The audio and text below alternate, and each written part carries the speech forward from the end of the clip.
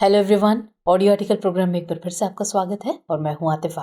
तो आज मुद्दा है विशेषाधिकार प्रस्ताव। यह आर्टिकल इंडियन एक्सप्रेस में प्रकाशित लेख shocking communal slur shows there is nothing new in new parliament building के सारांश पर आधारित है। इसमें टीम दृष्टि के इनपुट्स भी शामिल है और साथ ही ये सामान्य अध्ययन प्रश्न पत्र 2 के राज्य व्यवस्था खंड से जुड़ा हुआ है। तो चलिए आज के आर्टिकल की शुरुआत करते हैं।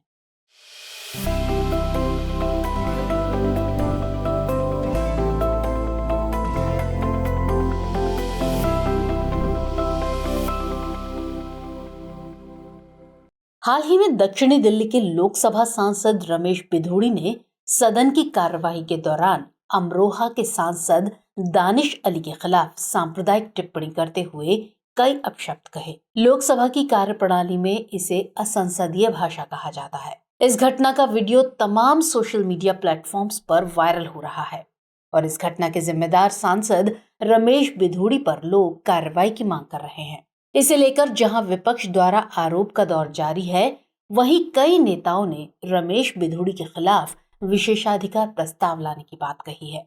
राजनीतिक दलों की मांग है कि विशेषाधिकार प्रस्ताव लाकर रमेश बिधूड़ी पर कड़ी कार्रवाई की जाए।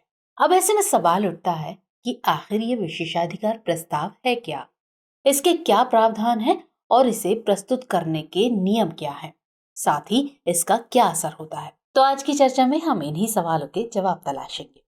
चलिए सबसे पहले ये जानते हैं कि आखिर विशेषाधिकार क्या है।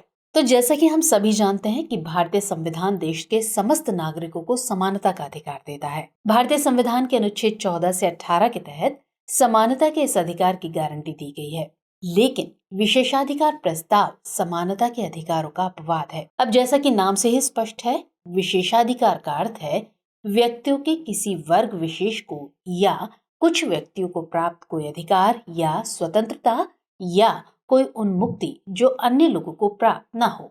दूसरे शब्दों में कहें तो ये वो अधिकार है जो हर किसी व्यक्ति को प्राप्त नहीं है। भारतीय संविधान के अनुच्छेद 105 और 122 के तहत सांसदों को और अनुच्छेद 194 से 212 के तहत राज्य विधानमंडल सदस्यों को विशेषाधिकार प्राप्त है। दरअसल इन विशेषाधिकारों की शुरुआत होती है ब्रिटेन से। 15वीं शताब्दी में जब इंग्लैंड में हाउस ऑफ कॉमन्स द्वारा राजा के विरुद्ध अधिकारों का संघर्ष जारी था, तब बड़ी संख्या में हाउस ऑफ कॉमन्स के सदस्यों को कैद कर लिया गया। इसके बाद 1523 में सर थॉमस मोर जब हाउस ऑफ कॉमन्स के अध्यक्ष चुने गए, तब उन्होंने सदन के लिए कुछ विशेषाधिकारों की मान्यता के लिए राजा को पहली याचिका दी। हालांकि इसके 100 वर्षों बाद तक हाउस ऑफ कॉमन्स की स्थिति में कोई परिवर्तन नहीं आया, लेकिन 1688 से 1689 की गौरवशाली क्रांति के बाद 1689 में पारित बिल ऑफ राइट्स के कार्यान्वयन ने आखिरकार संसद के विशेषाधिकार और अभिव्यक्ति की स्वतंत्रता की पुष्टि की। इसके तहत कहा गया कि सांसदों द्वारा सदन में भाषण और बहस या कार्यवाही पर सदन के बाहर किसी भी अदालत में महाभियोग नहीं लगाया जाएगा। और इंग्लैंड से निकली इस परंपरा को आज विश्व के लगभग सभी देशों ने अपनाया है और भारत भी इससे अछूता नहीं रहा। भारत में वर्ष 1833 के चार्टर अधिनियम से इन विशेषाधिकारों की उत्पत्ति हुई। बाद में भारत सरकार अधिनियम 1935 में प्रावधान किया गया कि विधायिका में बोलने की स्वतंत्रता होनी चाहिए। आजादी के बाद भारत में हाउस ऑफ कॉमन्स की ही भांति इन विशेषाधिकारों का समावेश कर लिया गया। 44वें संविधान संशोधन अधिनियम द्वारा संविधान से हाउस ऑफ कॉमन्स शब्द को तो हटा दिया गया, लेकिन विशेषाधिकार लगभग वैसे ही रहे।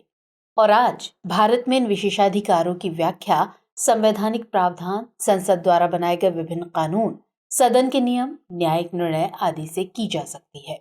इन विशेषाधिकारों के तहत संसद और विधानमंडल सदस्यों को क्रमशः संसद और विधानमंडल में दिए गए किसी भी बयान या कार्य के लिए किसी भी फौजदारी दायित्व से छूट दी गई है। इस दौरान कही गई किसी बात, किसी मत के लिए न्यायालय में उनके विरुद्ध कोई कार्रवाई नहीं चलाई जा सकती। साथ ही न्यायालय संसद या विधानसभा कार्रवाई की जांच भी नहीं कर सकता है। हालांकि अभिव्यक्ति की यह स्वतंत्रता संवैधानिक प्रावधानों के अनुसार और सदन के नियमों एवं प्रक्रियाओं के अधीन होनी चाहिए। सदन के सदस्यों को सर्वोच्च न्यायालय और उच्च न्यायालय के न्यायाधीशों के आचरण पर चर्चा करने से भी प्रतिबंधित किया गया है।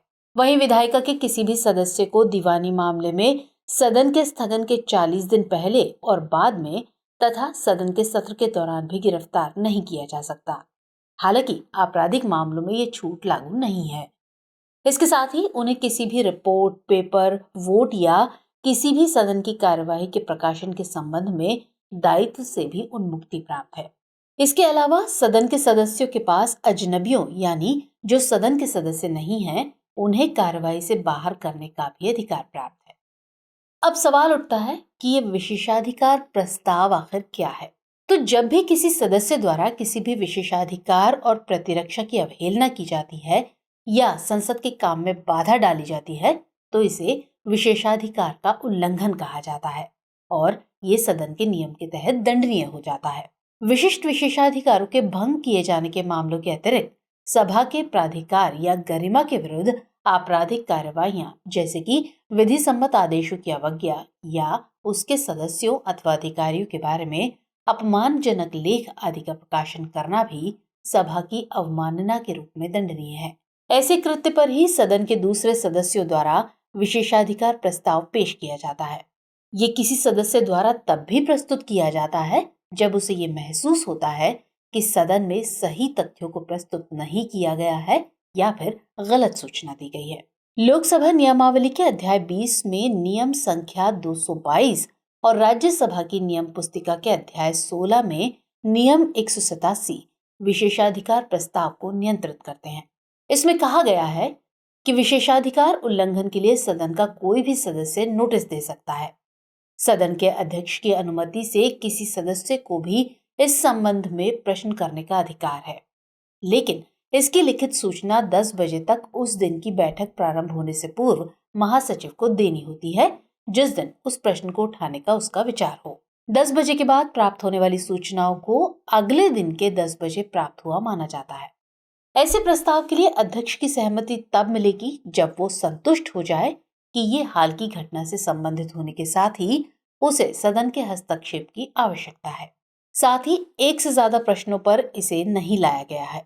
सूचना प्राप्त होने पर अध्यक्ष मामले पर विचार करता है, लेकिन इसे स्वीकार करना उसके लिए बाध्यकारी नहीं है। ऐसे प्रस्तावों को वो अस्वीकार भी कर सकता है। हालांकि कोई निर्णय करने से पूर्व अध्यक्ष आरोपी सदस्य को अपने सामने स्पष्टीकरण देने का अवसर भी प्रदान कर सकता है। वहीं अस्वीकार किए जाने की स्थिति में प्रस्ताव लाने वाला सदस्य भी अध्यक्ष के कक्ष में अपनी बात रख सकता है। अगर सभा में विशेषाधिकार प्रश्न उठाने की अनुमति मिल जाती है तो सूचना देने वाले सदस्य को इस संबंध में सभा से अनुमति मांगते हुए संक्षिप्त टिप्पणी करने का अवसर दिया जाता है और अगर इस पर आपत्ति उठती है तो अध्यक्ष उन सदस्यों से खड़े होने का अनुरोध करते हैं जो प्रस्ताव के पक्ष में हैं। अगर 25 सदस्य पक्ष में खड़े हो जाते हैं तो सदन में मामले को उठाने की अनुमति दे दी जाती है, अन्यथा ये मान लिया जाता है कि सभा ने अनुमति नहीं दी। सभा द्वारा अनुमति मिलने के बाद इस पर विचार विमर्श किया जाता है। सामान्यतः मामला विशेषाधिकार समिति को सौंप दिया जाता है और उसके प्रतिवेदन तक सभा द्वारा इस मामले को स्थगित कर दिया जाता है। लोकसभा में अध्यक्ष संबंधित पार्टी की शक्ति के अनुसार 15 सदस्यों से मिलकर विशेषाधिकारों की एक समिति को नामित करता है। वहीं राज्यसभा विशेषाधिकार समिति में 10 सदस्य होते हैं। इसके बाद एक रिपोर्ट सदन में विचार के लिए पेश की जाती है। अध्यक्ष रिपोर्ट पर विचार करते हुए आधे घंटे की बहस की अनुमति दे सकता है। तब अध्यक्ष अंतिम आदेश पारित कर सकता है या निर्देश दे सकता है कि रिपोर्ट को सदन के समक्ष पेश किया जाए। फिर एक प्रस्ताव को विशेषाधिकार के उल्लंघन के संबंध में सदन के समक्ष रखा जा सकता है, जिसे सर्वसम्मति से पारित किया जाना होता है। हालांकि इस दौरान आरोपित सदस्य सदन के समक्ष अपना पक्ष रखने को स्वतंत्र होता है। वहीं छोटे मोटे मामलों में या सदस्य द्वारा क्षमा याचना के बाद सदन आगे की कार्रवाई नहीं कर स्वयं ही मामले को निपटा देती है। लेकिन अगर प्रस्ताव पारित हो जाता है तो सदन दोषी व्यक्ति को चेतावनी दे सकता है, उसकी निंदा कर सकता है, उसे सदन से निलंबित कर सकता है या फिर सदन से निष्कासित भी कर सकता है। अब सवाल उठता है कि समस्या क्या है? तो विशेषाधिकार प्रस्ताव पेश करने का मुख्य कारण ये सुनिश्चित करना था कि कोई भी मंत्री उच्च प्राधिकारी व्यक्ति के विशेषाधिकार प्राप्त करने के बाद अपनी शक्तियों का दुरुपयोग न करे। लेकिन अक्सर ही इसका उल्टा देखने को मिलता है। तो इसकी पहली वजह तो ये है कि विशेषाधिकारों का पूर्ण संहिताकरण नहीं किया गया है और इसलिए कौन से अधिकार विशेषाधिकार है और कौन से नहीं, ये समझने में मुश्किलें आती हैं। इसका दूसरा कारण है कि विशेषाधिकार हनन के ज्यादातर प्रस्ताव खारिज कर दिए जाते हैं और केवल कुछ मामलों में ही किसी तरह के एक्शन की सिफारिश की जाती है। जैसे कि 1978 में इंदिरा गांधी को सदन से निष्कासित कर दिया गया था, लेकिन ऐसे कुछ ही मामले हैं। ज्यादातर मामलों में आरोपी सदस्य बच जाते हैं। सर्वोच्च न्यायालय ने भी कई बार इस पर टिप्पणी कर इसकी आलोचना की है।